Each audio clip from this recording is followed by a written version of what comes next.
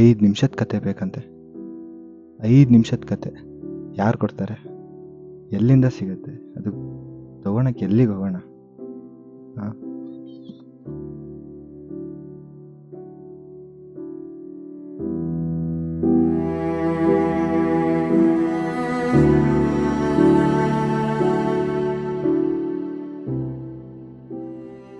Excuse me friends, ನನ್ನ ಹತ್ರ ಒಂದು ಕತೆ ಇದೆ.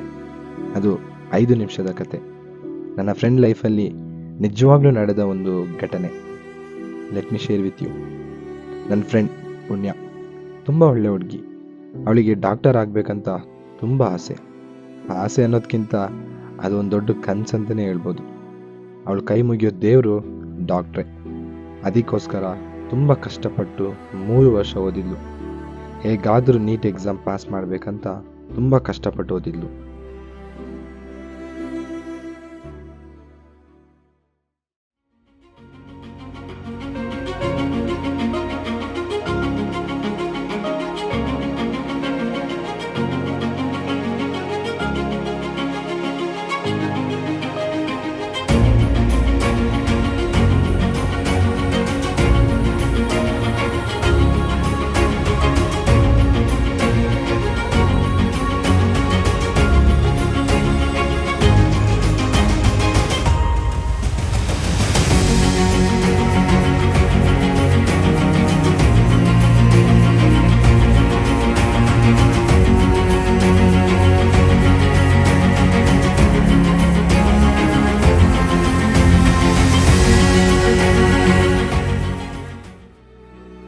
First April 2020 NEET exam date.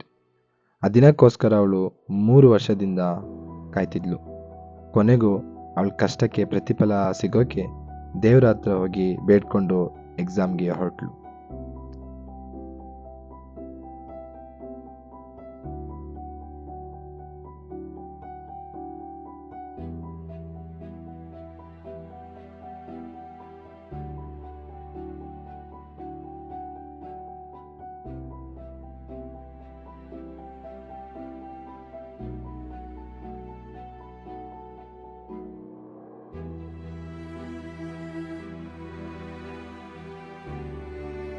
ಹೋಗೋ ದಾರಿಯಲ್ಲಿ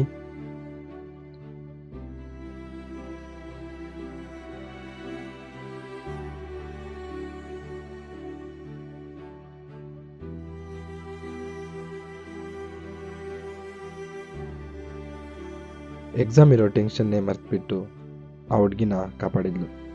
because she believed herself that she is a doctor. ಪುಣ್ಯ ಆ ಹುಡುಗಿ ಲೈಫ್ನ ಸೇವ್ ಮಾಡಿದ್ಲು.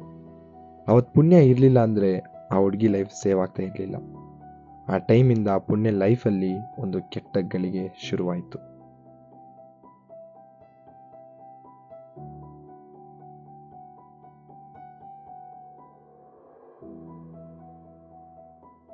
ಪುಣ್ಯನ ಒಳ್ಳೆ ಗುಣದಿಂದ ಆ ಹುಡುಗಿ ಬದುಕಿದ್ಲು.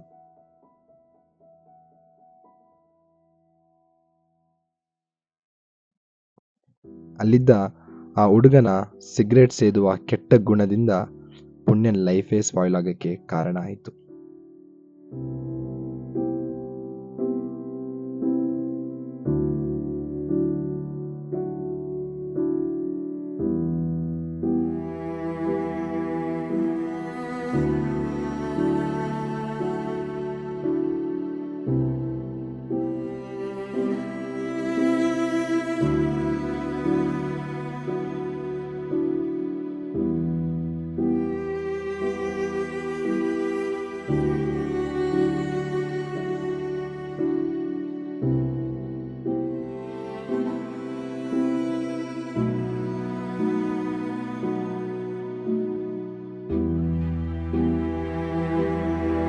ಯಾರೋ ಮಾಡಿದ ತಪ್ಪು ಪುಣ್ಯನ ಲೈಫೇ ಹೋಯ್ತು.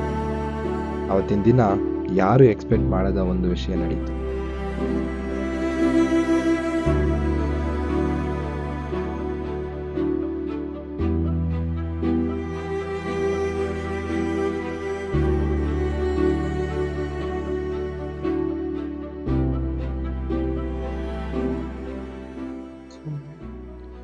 Sometimes we need to take proper decision because our decision our action may impact on others.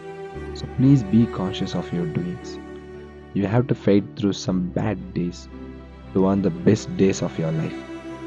Live your best and act your best and think your best each day, for there may be no tomorrows. Thank you.